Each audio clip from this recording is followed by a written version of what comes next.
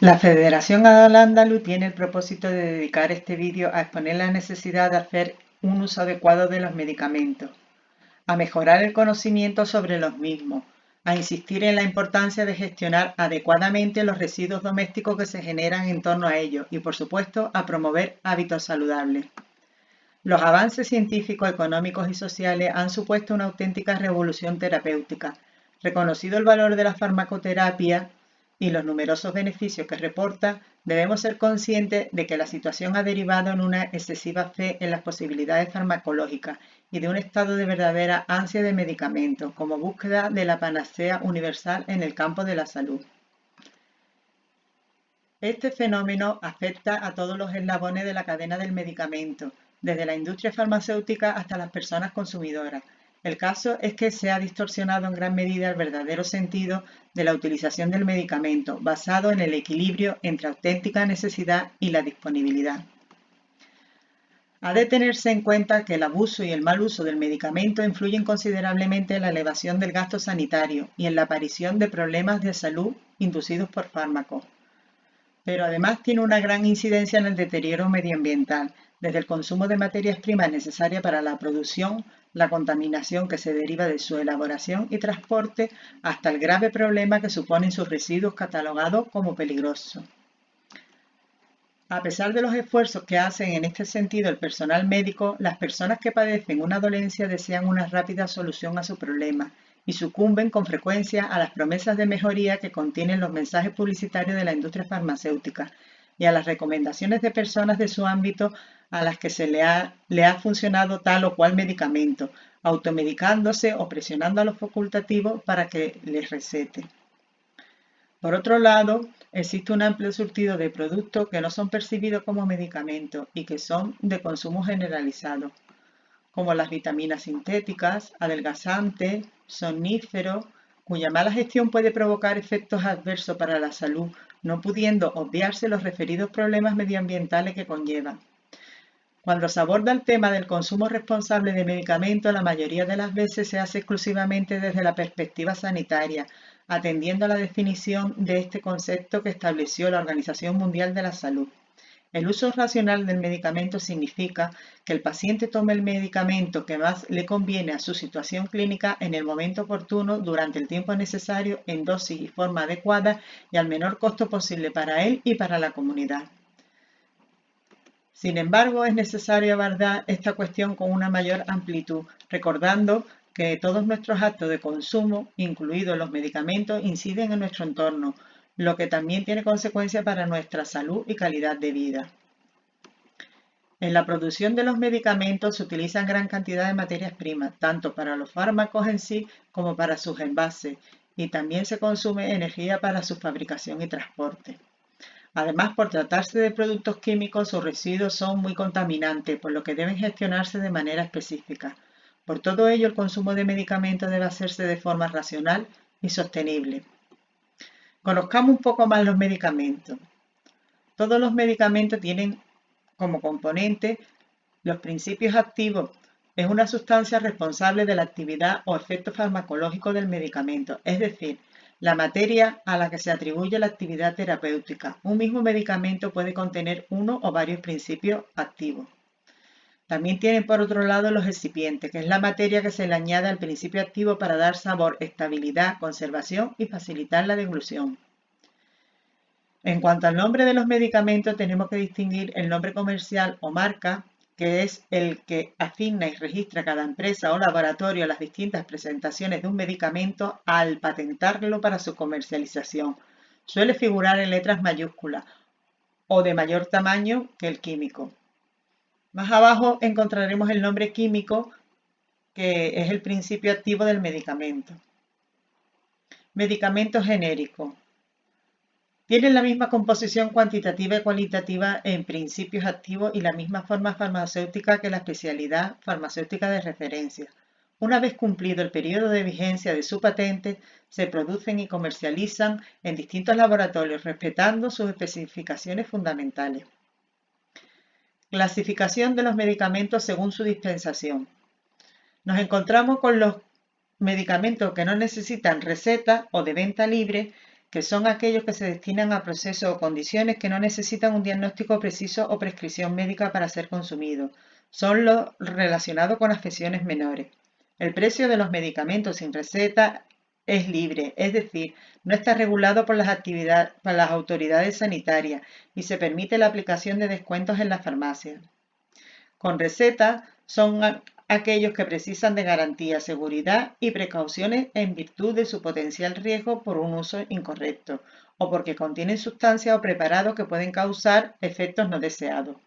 El uso incorrecto de los medicamentos puede comportar consecuencias graves para la salud. De ahí que las autoridades sanitarias exijan para este tipo de fármacos una receta médica con pautas específicas. Para saber si un medicamento necesita receta debemos fijarnos en el envase. Debe aparecer un círculo entero o dividido por la mitad. Consejo para la gestión y conservación de los medicamentos. En muchas ocasiones se acumulan en los domicilios un verdadero arsenal de medicamentos que no se precisan, con los siguientes riesgos de caducidad, deficiencia por mala conservación e inducción a la automedicación. Los medicamentos deben gestionarse de acuerdo con las indicaciones del personal facultativo y, salvo situaciones de enfermedad temporal o crónica, en casa solo debe mantenerse lo estrictamente necesario para la resolución de casos livianos, como dolores moderados o lesiones poco extensas o superficiales, y hemorragias de menor entidad o importancia. En el botiquín debemos tener desinfectante, material para vendaje y gasa estéril, pomada dérmica para pequeñas irritaciones, picaduras y ligeras quemaduras, suero fisiológico para cuidados rinofaríngeos y oculares, algún antipirético analgésico para disminuir la fiebre y el dolor. Para una adecuada conservación se tendrá en cuenta las indicaciones sobre conservación que se expongan en el prospecto, así como la fecha de caducidad que se indique en el envase. Debe procurarse un mueble o espacio del mismo exclusivo para medicamentos, evitando que estos estén repartidos por toda la casa. Se situarán en un lugar fresco y seco, en un espacio cómodo y a una altura accesible para personas adultas, pero fuera del alcance de menores. Los medicamentos que precisen de refrigeración deberán colocarse en un lugar específico del frigorífico, lo más apartado posible de los alimentos y fuera del alcance de los menores. ¿Qué medicamentos debemos tomar si tengo estos síntomas? Estornudo constante, me moquea la nariz y tengo mucha picazón en los ojos. Si llevo un par de días con fiebre, tengo un fuerte resfriado y me duelen los músculos. O si tengo un tobillo hinchado después de una caída y me duele. Seguro que todos hubiéramos contestado antialérgico al primer síntoma, antibiótico al segundo o antiinflamatorio al tercero. Mejor no tomes ninguno y ve directamente a la consulta médica. El profesional sanitario evaluará tu estado y te recomendará el tratamiento que necesites. Recuerda que no debes automedicarte, pues además de no tratar convenientemente tu malestar, puedes provocarte otros problemas de salud. Evitaremos la automedicación si seguimos los siguientes consejos. No guardar los medicamentos una vez finalizados los tratamientos. No proveerse de medicamentos que precisen receta sin que lo haya prescrito el personal médico. No medicarse sin el asesoramiento del personal sanitario. Y no seguir los consejos de familiares o conocidos. Los medicamentos que a ellos le han ido bien con los mismos síntomas pueden ser perjudiciales para nosotros. Bajo la denominación genérica de producto con pretendida finalidad sanitaria se incluye una serie de productos que se anuncian o se presentan como útiles para el diagnóstico, prevención o tratamiento de enfermedades, desarrollo fisiológico, modificación del estado físico y psicológico, sin que se ajuste a la normativa propia de los medicamentos. Este tipo de productos se conoce vulgarmente como productos milagro. En la mayoría de los casos se desconoce su composición y efecto, ya que carece de información sobre su contenido y naturaleza. Representan un fraude para los consumidores y usuarios, con el agravante de que su utilización puede resultar peligrosa para la persona.